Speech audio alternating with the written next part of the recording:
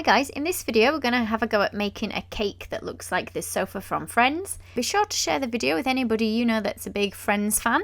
So I printed myself off an image of the sofa and I've drawn a little box for the size I want my card and my cake to be. To the full width there, so not the edge of the arms. I've baked a 12-inch square of cake and I'm going to cut 2 rectangles out from my cake. So the same size as my cake card. I'm going to put a little bit of buttercream on my cake card.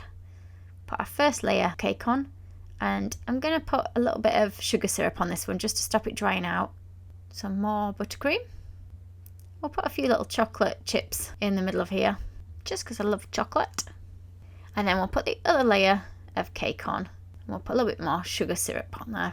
Now I've just put a little bit more buttercream on the top because I'm going to try and make the back of the chair in cake, so there should be some offcuts from your 12-inch square. And I'm going to cut a thin, long piece. So just make sure it's the same length as the sofa, but keep it thinner. I'm going to put a little bit of buttercream on there. Now, I should have probably put this in the fridge or freezer for a little bit to firm it up because it's quite soft. So I'm going to have to be really careful with it. Because it's so soft, I'm going to cover it in ganache rather than buttercream so that it holds it in shape nicely. My ganache is quite soft at this point, but you'll see as they go along, it gets a little bit firmer. So you just want to make sure that your cake drum that we're going to sit this on is bigger than your actual cake. And what I'll do is while my ganache is firming up, I'm going to mix a couple of different purples. So I've got a lighter purple and a darker purple, and I'm just kneading them together for the board. So we've rolled that nice and thin and put it on our actual cake board. Now I'm going to airbrush a little bit of a deeper purple just along the very outside edge of my cake board, just to give it a bit more colour so it's not one flat colour all the way through. And you can just use the dry dust if you don't have an airbrush.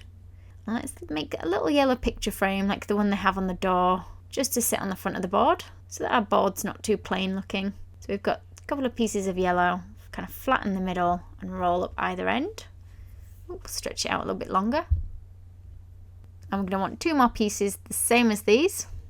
Just put a couple of little lines in there. These will be the sides of our frame. So we're just going to do exactly the same again with another 2 pieces. They can be slightly smaller at the top and bottom of our frame. Let's arrange this now on our little cake board.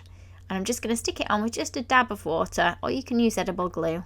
My cake on my sofa has firmed up a little bit, but I'm going to just try smoothing it off a little bit and add a bit more ganache, especially because the back bit's quite messy because it was so soft. So you can see it's still a bit rough at this stage, but hopefully it's in the areas that I'm going to be able to cover up. I'm using modelling chocolate to cover this one this time. So lots of chocolate in this one, so why not add a bit more with our modelling chocolate.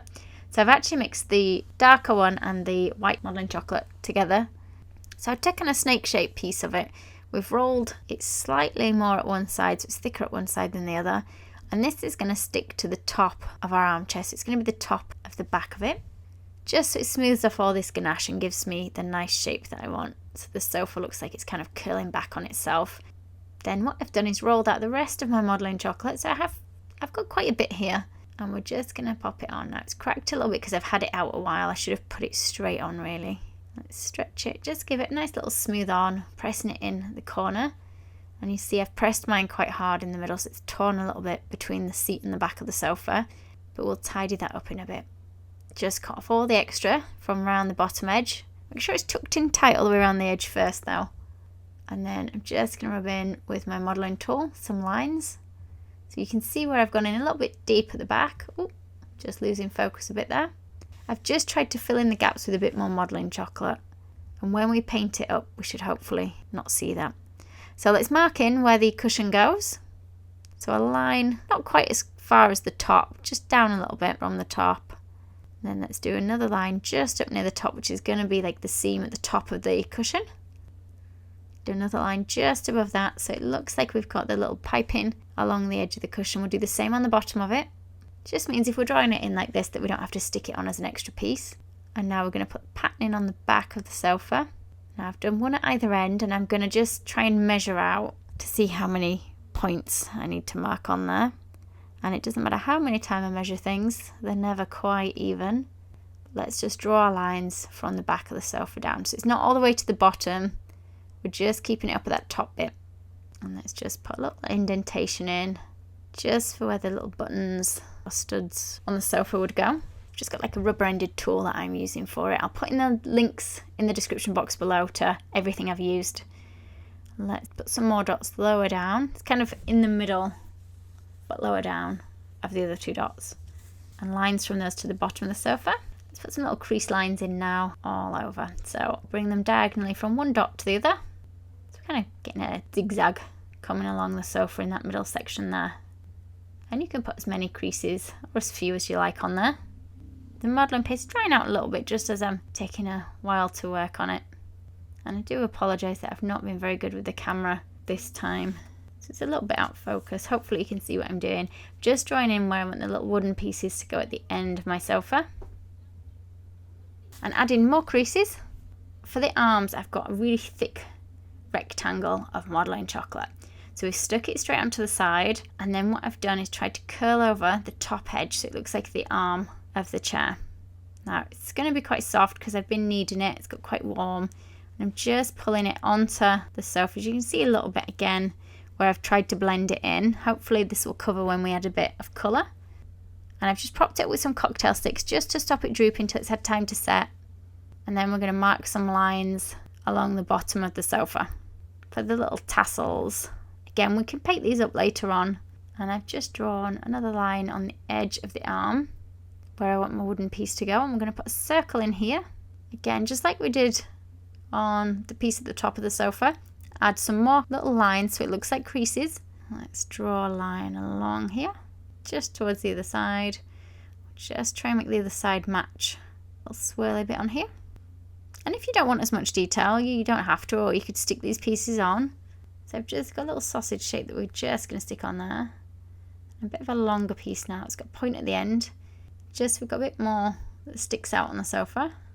Just push that on. And then we're just adding lines with the back of our modelling tool, just so it's got a bit more shape to it. And we'll paint this up shortly so it looks like wood. And you can spend a bit longer on it if you like than I have done. Just going to make this bottom bit stand out a bit more by adding another piece over the top of the bit that I drew on earlier. Let's add some little lines into it. A little ball of modelling chocolate. Just in the middle, just push that on. Let's put some little lines kind of going along the edges of that, so it's not just a plain circle. And a little teardrop now of the modelling chocolate. Let's try and get a couple of little lines in it so it looks like a tassel.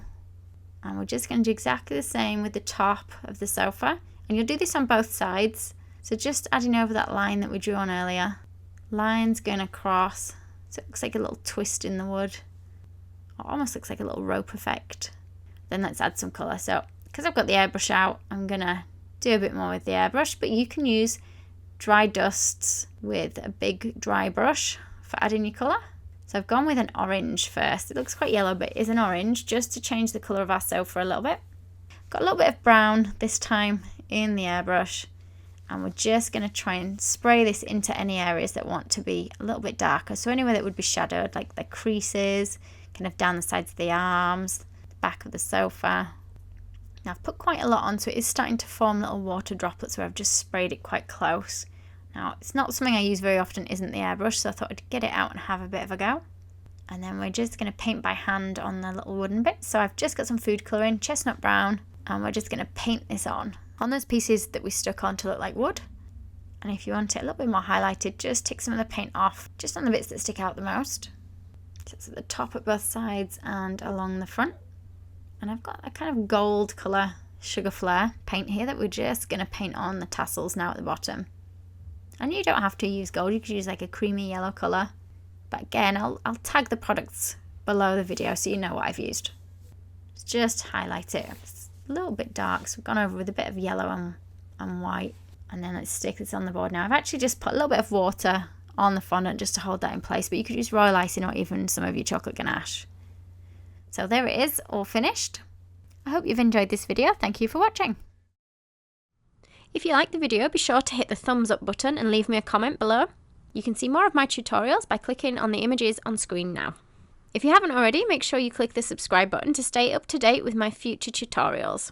There are also links in the description box below where you can find me on Facebook, Instagram, and more.